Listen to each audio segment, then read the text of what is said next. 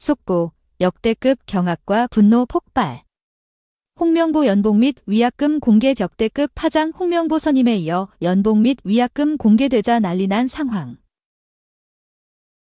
지난 7월 7일 대한축구협회는 홍명보 감독을 차기 한국축구 국가대표팀의 새로운 감독으로 선임했다고 발표했습니다. 오늘은 홍명보 감독의 한국축구 국가대표팀 감독 발표에 대해 자세히 알아보겠습니다. 홍명보 감독은 1990년부터 2002년까지 한국축구 국가대표팀에서 활약하며 136경기에 출전하는 등 한국 축구의 전성기를 이끌었던 대표적인 선수였습니다. 선수 은퇴 후 지도자의 길을 걸어온 홍명보 감독은 2012년 런던 올림픽에서 한국 올림픽 축구대표팀을 이끌고 사상 최초로 동메달을 획득하는 성과를 올렸습니다. 이후 행정 경험을 쌓은 홍 감독은 최근 울산 현대에서 2차례 K리그 1 우승을 이끌며 지도자로서의 입지를 다시 다졌습니다.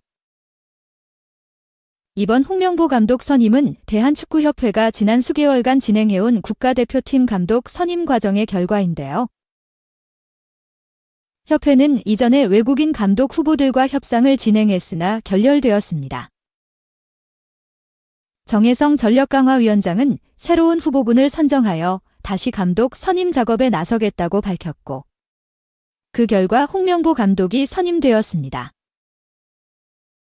이임생 축구협회 기술본부 총괄이사는 홍 감독 선임 배경에 대해 현장 경험과 행정 경험을 두루 갖춘 홍명보 감독이 가장 적합한 인물이라고 설명했어요. 홍명보 감독은 선수 시절부터 한국 축구의 전설로 불렸습니다. 1990년부터 2002년까지 한국 국가대표팀에서 136경기에 출전하며 팀의 중심 역할을 해왔습니다. 특히 2002년 한일 월드컵에서 한국 대표팀을 4강까지 이끌며 한국 축구 역사상 가장 큰 성과를 거두었었죠. 그때의 붉은 악마는 아직도 생생히 기억나네요. 선수 은퇴 후 홍명보 감독은 지도자로서의 경력을 쌓아왔습니다. 2012년 런던 올림픽에서 한국 올림픽 축구대표팀을 이끌고 사상 최초로 동메달을 획득하는 성과를 거두었습니다. 이후 2014년 브라질 월드컵에서도 한국 대표팀을 지휘했습니다. 최근에는 울산 현대에서 2차례 K리그 1 우승을 이끌며 지도자로서의 입지를 다시 다졌습니다. 이러한 풍부한 경험과 성과를 바탕으로 홍명보 감독은 이번에 한국 축구 국가대표팀의 새로운 지휘봉을 잡게 되었습니다.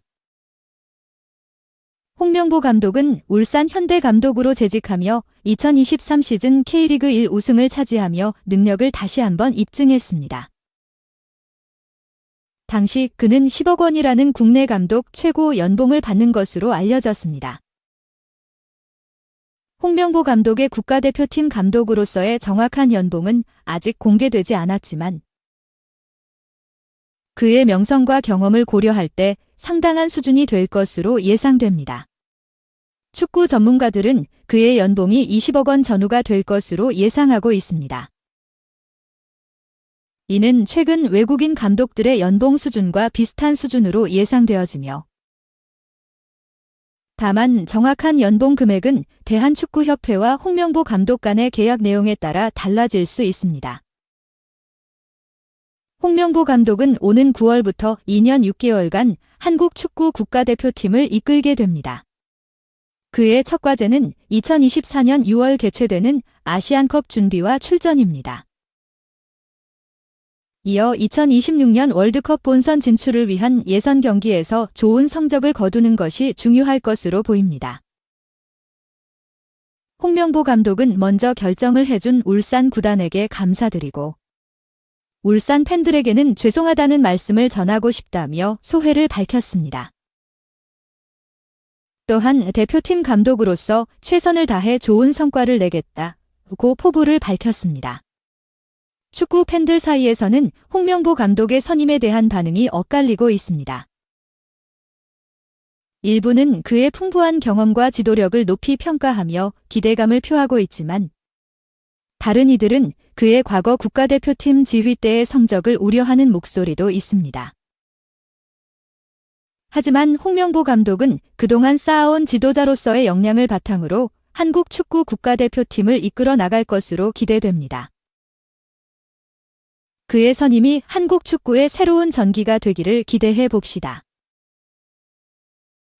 그래서 손흥민 재계약 어떻게 되는 거야? 포스테코글루 감독, 내가 결정할 수 없어. 토트넘 후스퍼는 3일 오후 8시 서울 월드컵 경기장에서 열리는 쿠팡 플레이 시리즈 2경기에서 바이에른 뮌헨과 맞대결을 펼친다. 앞서 열린 쿠팡 플레이 시리즈 한 경기에서는 토트넘이 팀 K리그에 4대3으로 승리했다.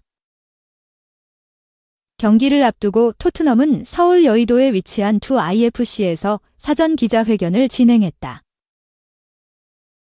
포스테코글루 감독은 기자회견에서 손흥민의 재계약에 대한 질문을 받았다. 포스테코글루 감독은 사실 선수들 재계약은 나 혼자 결정할 수 없다. 선수들과 시즌을 준비하는 게 중요하다. 모든 선수들의 계약을 존중해야 한다. 중요한 건 우리가 어린 팀이 됐다라고 이야기했다. 이어 기 선수들의 성장을 돕고 지속적으로 발전하는데 경험이 많은 선수들이 필요하다. 손흥민과 벤 데이비스는 중요한 역할을 해줄 수 있다. 귀감이 되고 리더가 될 수 있다. 구단에서 알맞은 시점에 그런 이야기가 오고 갈 것이다. 시즌에 앞서 팀을 잘 준비하는 게 중요하다라고 설명했다. 손흥민의 재계약 소식은 지난 3월부터 쏟아졌다. 영국 매체 TBR 풋볼은 유럽 이적 시장 전문가 파브리시오 로마노는 손흥민이 토트넘이 하고 있는 일에 정말 흥분하고 있다고 말했다 라고 보도했다. 로마노는 젠제 포스테코글루 감독과 비슷한 상황이다. 손흥민은 토트넘에서 무슨 일이 일어나고 있는 것에 매우 행복하게 생각한다.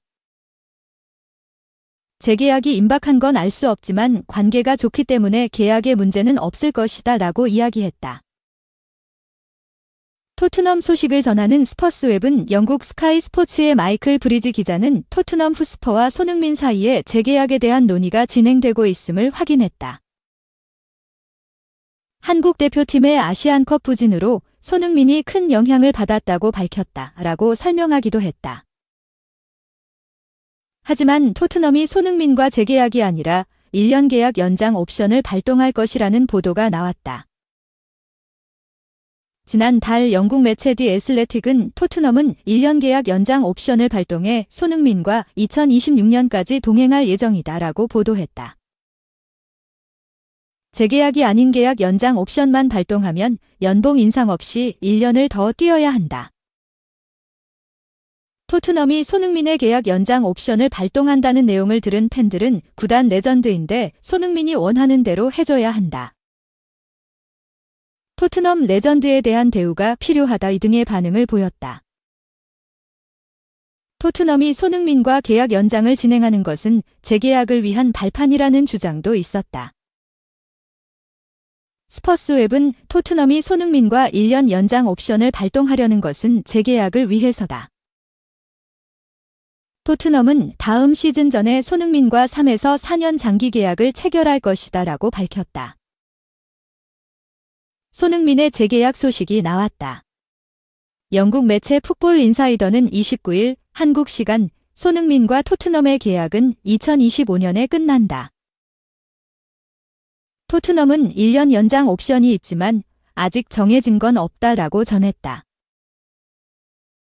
이어 에버턴 전 회장 키스 와이네스는 손흥민이 토트넘과 2년 재계약을 맺을 것이라 예상했다. 손흥민의 급여도 올라갈 것으로 보이지만 큰 변화는 없을 것이다.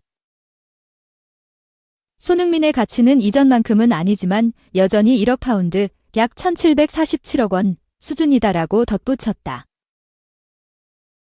손흥민은 토트넘의 레전드다. 토트넘에서만 400경기 이상 뛰었다. 게다가 지난 시즌에는 토트넘의 주장으로 임명됐다. 손흥민은 특유의 리더십을 발휘해 토트넘을 하나로 뭉치게 만들었다. 현재 토트넘에서 가장 인기 있는 선수도 손흥민이다. 손흥민은 2015에서 16 시즌 마우리시오 포체티노 감독의 선택을 받아 토트넘의 유니폼을 입게 됐다. 손흥민은 이적 초반까지만 하더라도 좋은 평가보다 비판적인 시선을 받았다. 볼터치가 부정확했고 오프 더 볼 움직임도 좋지 않았다. 적극성이 떨어진다는 지적을 받기도 했다. 손흥민은 부족한 부분을 보완하며 토트넘의 주 득점원으로 자리 잡았다. 최고의 활약은 2021에서 22 시즌이었다. 손흥민은 리그 23골을 기록하며 프리미어리그 PL 득점왕에 올랐다. 아시아 선수 최초로 유럽 5대 리그를 차지한 것이다. 당시 손흥민은 페널티킥 득점 없이 23골을 넣었다. 2022에서 23 시즌에는 부진을 면치 못했다. 시즌 내내 스포츠 탈장으로 고생했고 안화골절까지 겹쳤다. 어려운 상황 속에서도 리그 10골 6도움을 기록하는 저력을 발휘했다.